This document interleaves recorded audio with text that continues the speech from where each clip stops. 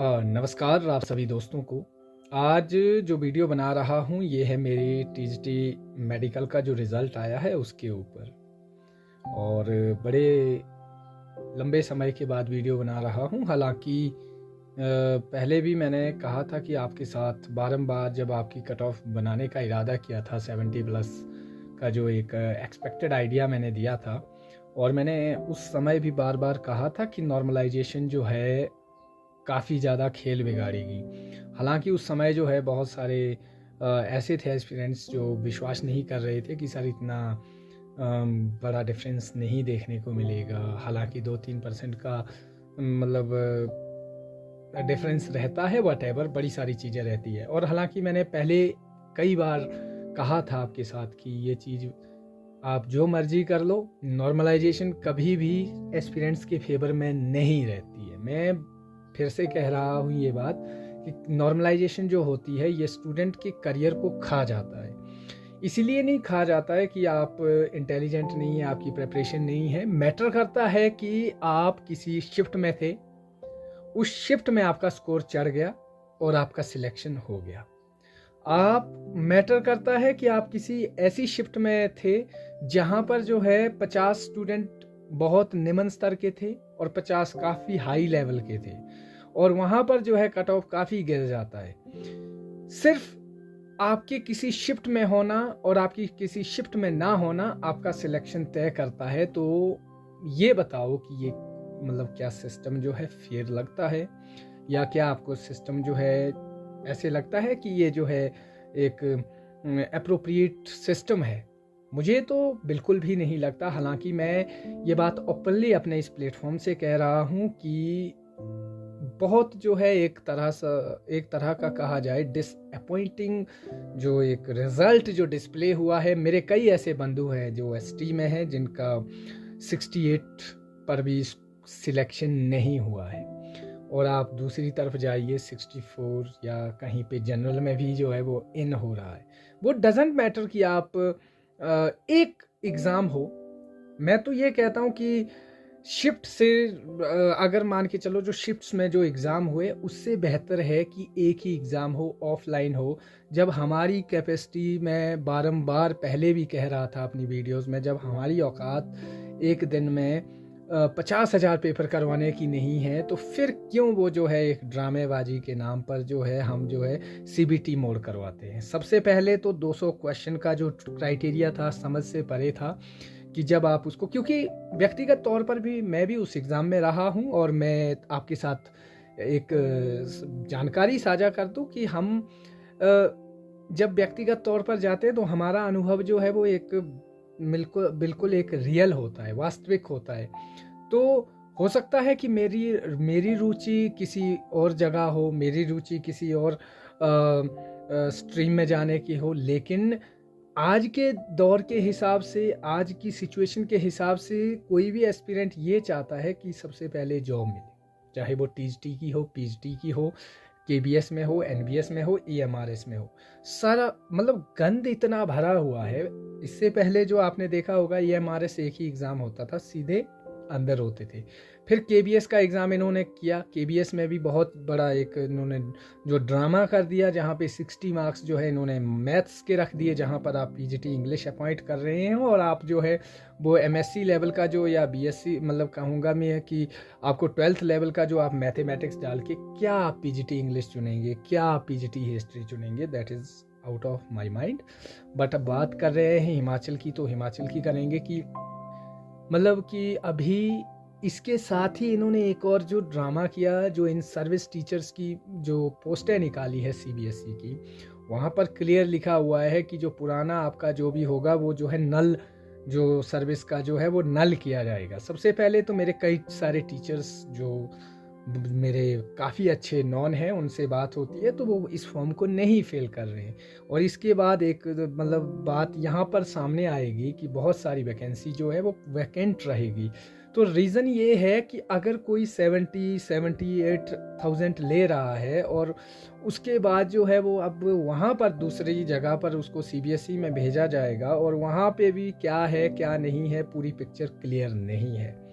तो एक तरफ जो ऑलरेडी भरे पड़े हैं, जिनके घर जो ऑलरेडी जिनके पेट भरे हुए हैं, आप उनको जो है ठूंस रहे हैं, और एक तरफ जो बेरोजगारी बैठे हुए हैं, जो चाहते हैं कि सरकार जो है जॉब्स निकाले। सरकार के पास बहुत शानदार अपॉर्चुनिटी थी अपने आप को फ्रंट फुट पे लाने का, कि सीबीएसई की पोस्ट निकली है। अरे मुझे एक बात बताइए, क्या जो ऑलरेडी टीचर्स हैं, अभी मुझे नहीं, मैं इस चीज़ को जो है, मैं ये नहीं कह रहा हूँ कि उन टीचर्स में एबिलिटी नहीं है। मैं 2 साल एज ए टीचर खुद काम किया है, तो मुझे एक चीज़ लगती है कि हम कॉम्पिटिटिव एग्ज़ाम से कोसों दूर हो जाते हैं। हम भूल जाते हैं कि शेक्सपियर के किस वर्क में कौन सा कैरेक्टर है। हम भूल जाते हैं कि बेन जॉनसन ने जो है कौन सी टर्म का यूज़ किया था। हम भूल जाते हैं कि स्ट्रीम ऑफ कॉन्शियसनेस सबसे पहले किसने डिस्कवर की थी। तो ये चीज़ें जो है, जब आप सर्विस में होते हैं, आप भूल जाते हैं। उन्हें मौका दीजिए जो सच में जो है जॉब्स के हकदार है। जो लाइब्रेरीज़ में जो है, अभी आप धर्मशाला में देखिए, आप अभी शिमला में देखिए, आप अभी चंबा की लाइब्रेरीज़ में देखिए, आप लाहौल स्पीति जाइए, हमीरपुर जाइए, सभी डिस्ट्रिक्ट्स में भरे पड़े हैं। वो चाहते हैं कि हमें मौका दिया जाए। अगर आप रेगुलर पोस्ट सीबीएसई की निकाल रहे हैं, उन्हें मौका दो जो सच में इस जॉब के हकदार है, जिन्हें वास्तव में ज़रूरत है। नहीं, इन सर्विस वालों के लिए ही एक आपने ऑफर्स दिए हैं, उन्हें भी लाइए। हम नहीं कहते कि उन्हें भी दो, लेकिन कंपटीशन ओपन होना चाहिए था। दूसरा, जो इधर अभी जो डीबी के लिए ये जो है, आपने जो सबसे पहले सबसे बड़ी बात ये देखिए, जब आप फेयर चले हैं, मान के चलो मैंने सिस्टम लाया है और मुझे विश्वास है कि जिस सिस्टम से मैं काम कर रहा हूँ वो फेयर है, फिर मुझे दिक्कत नहीं होनी चाहिए। मुझे दिक्कत नहीं होनी चाहिए स्कोर शो करने में। जो स्टूडेंट्स का रॉ स्कोर है वो दिखाइए, आप डिस्प्ले कीजिए कि हाँ भाई, ये जो रोल नंबर आगे आया है इसके 56 है, इसके जो है मार्क्स इतने हैं, और ये इस शिफ्ट का है, और इस शिफ्ट में जो है इतने लोग जो है, एक प्रॉपर चैनल के साथ दिखाओ। एक सेटिस्फेक्शन भी की तो बात होती है, क्योंकि इतना बड़ा अगर सिस्टम काम कर रहा है, वहाँ पर उनसे काम नहीं होते तो उस सिस्टम को भी उखाड़ दो। नए बच्चे बैठे हुए हैं, नए क्यूरियस माइंड जो है वो काम करने के लिए तैयार हैं। आपसे नहीं हो पा रहा है तो नई रिक्रूट कीजिए। कहीं पे भी किसी भी सिस्टम को जो है बनाने के लिए एक प्रोविज़न होता है हर चीज़ का। जैसे कि अभी बच्चे जो है वो बात कह रहे हैं कि रोज़ स्कोर शो होना चाहिए। फिर जब डीबी हो जाएगी उसके बाद दिखाने से क्या फ़ायदा, क्योंकि फिर उसके बाद तो बच्चे मन के भी हार जाते हैं। तो मेरा कहने का मतलब ये है कि काफ़ी ज़्यादा जो है जो एक और बात, अभी जो वीडियोस के माध्यम से देखे होंगे, कुछ जो है 77 का दावा कर रहे हैं, 75। हाँ देखिए, मैं इस चीज़ को ये नहीं कर रहा कि वैलिडेट कि वो झूठ बोल रही है, लेकिन हाँ विश्वास भी नहीं कर सकते। मेरा व्यक्तिगत मानना है कि कई बार बच्चा अगर सच कह रहा है, उसे आगे आना चाहिए, अपना स्कोर जो है बिल्कुल अप्रोप्रिएट तरीके से दिखाना चाहिए। दिखाइए, जब रिज़ल्ट आएगा हम चाहते हैं कि आप स्कोर दिखाइए 77, जब आप क्रॉस चेक करके अपना जो है पूरा रिकॉर्ड कर बना करके दिखाइए। क्योंकि हम किसी की बातों से रिटर्न, जब तक चीज़ें रिटर्न नहीं देख लेते, जब तक प्रूफ नहीं देख लेते, हम किसी के आधार पर, किसी XYZ साक्ष्य के आधार पर जो है हम नहीं कह सकते कि ऐसा हुआ होगा कि 77 जो है वो आउट है। क्योंकि देखिए, अगर मान के चलो ये चीज़ उल्टी पड़ गई, अगर ऐसा नहीं हुआ तो कमीशन अगर गलती से किसी के ऊपर एक्शन ले ले तो हो सकता है करियर के ऊपर भी डॉट लग सकता है। तो मेरा कहने का मतलब ये है कि बिना किसी तथ्य के, बिना किसी साक्ष्य के हम नहीं कह सकते कि सच में इतना कुछ हुआ है। लेकिन जो एक और कोइंसिडेंस देखने को मिला है कि 5-5, 6-6 लाइन में जो है वो बच्चे क्वालिफाई हुए हैं, ये भी हमारे पास एक प्रूफ नहीं हो सकता कि धांधली हुई है। ये भी हम जो है कोइंसिडेंस के तौर पर देख सकते हैं। लेकिन बात इतनी है कि अगर किसी को कुछ भी डाउट है तो वो इन्वेस्टिगेशन हो सकती है, लेकिन नहीं, हम ऐसा नहीं कह सकते कि इस तथ्य के आधार पर जो है हम जो है डायरेक्ट किसी को कह सकते। लेकिन मैं बात कह रहा हूँ कि जो सिस्टम है वो बहुत बेकार है, वेरी डिसअपॉइंटिंग, कि इस तरीके से जो है 19-19, 20-20 शिफ्टों में, अभी तो आर्ट्स का आने वाला है। आर्ट्स में देखिएगा आप, बहुत आर्ट्स में सबसे बड़ा खेला होने वाला है। आर्ट्स में अगर 19-20 शिफ्टों का जो है, अगर आप रिकॉर्ड देखेंगे 18-20 शिफ्टों का, तो जो क्लैशिंग पॉइंट होगा वो बहुत हैवी तरह से जो है टकराएगा। क्योंकि देखा है हमने, कहीं 65 भी बता रहे 60, और कई जो है कई शिफ्ट्स में जो है 55 छूना जो है मुश्किल हो गया है। तो हो सकता है कि 52 सेफ हो जाए, हो सकता है 60 सेफ ना हो। आर्ट्स में भी कुछ ऐसा देखने को मिलेगा, डेफिनेटली मिलेगा। अब आगे सॉल्यूशन ये है कि स्टूडेंट डिस्करेज है, वास्तव में डिस्करेज है और होना भी लाजमी है। और लेकिन ये है कि एग्ज़ाम कोई भी अंतिम नहीं होता किसी भी चीज़ों को लेकर। मैं तो यही कहूँगा, अभी CBSE वाले अगर मैथ्स इंग्लिश वाले हैं आप तो प्रिपरेशन कीजिए, और लेकिन दूसरों के लिए यही है कि अभी आप जो आर्ट्स वाले हैं वो रखिए उम्मीद, 55 तक भी आप उम्मीद रख सकते हैं। ऐसा नहीं है कि आप सेफ जोन में नहीं है, लेकिन इसके बाद का जो सबसे इम्पोर्टेंट जो एक मैं कहता हूँ कि उस तरीके की जो आज के एजुकेटेड यूथ्स की जो है वो प्रेजेंटेशन नहीं है। सबसे बड़ी बात यह है कि कॉलेजेस में जो है, यूनिवर्सिटीज़ में जो है इलेक्शन भी बैन है, और एक प्रेजेंटेशन जाती थी सरकार के पास, अच्छी एक प्रेजेंटेशन जाती थी। अब जो यूथ है वो स्केयर्ड है, वो डरता है कि अगर मैं आगे जाऊंगा तो शायद मेरे ऊपर जो है वो एक कहीं पर क्वेश्चन मार्क लग जाएगा, मैं नज़र में आ जाऊंगा, मेरे कैरियर ख़त्म हो जाएगा, ऐसा वैसा वगैरह वगैरह। तो मेरा कहने का मतलब ये है, आगामी परीक्षाओं के लिए एक स्ट्रेटेजिक एक जो है वो सजेशंस जाने चाहिए यूथ की तरफ से, हमारी तरफ से, आपकी तरफ से। आप हमारे साथ व्हाट्सएप पर भी जुड़ सकते हैं, हमारे इस यूट्यूब चैनल के मेंबर भी बन सकते हैं। मेंबरशिप काफ़ी मतलब शुरुआत की काफ़ी कम रखी गई है, वो इसीलिए ताकि हमारे साथ जुड़ेंगे और हम आपके साथ जुड़े रहेंगे।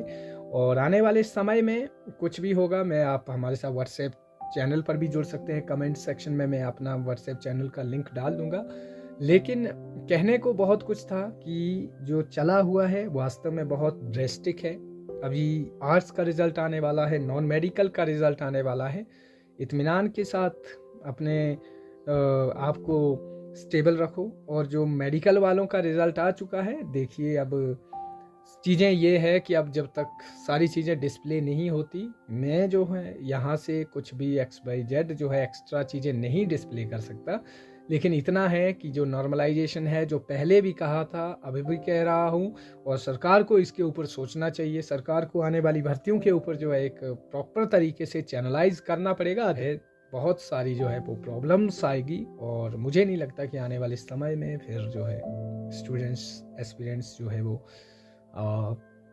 कुछ कर पाएगा इस तरीके से। तो फिर आप देखिए, क्योंकि सीधी सी बात है, सबसे बड़ी बात यह है कि अगर आप 62 वाले को या 68 वाले को जो है, जो 54 का जो पर सिलेक्शन हुआ है उसका पेपर उसे दे दो, उसका दूसरे को दे दो, 22 वर्षा, तब भी वो जो 54 वाला वो भी 60 प्लस कर लेगा। लेकिन कहने का मतलब ये है कि ये ना उस एस्पिरेंट की गलती है, ना उस जिसके 64 पे हुआ है और जिसका 70 पे नहीं हुआ है उनकी भी गलती नहीं, गलती है एक सिस्टम की। तो इसमें जो है रेक्टिफिकेशन की बहुत ज़रूरत है। बाकी आने वाले समय में आपके साथ बात करूँगा। मेरा इस बात पे इस मुद्दे पे बोलना बहुत ज़रूरी था, मुझे लगा। और आज के लिए इतना ही। आपका समय शुभ रहे। जय हिंद दोस्तों।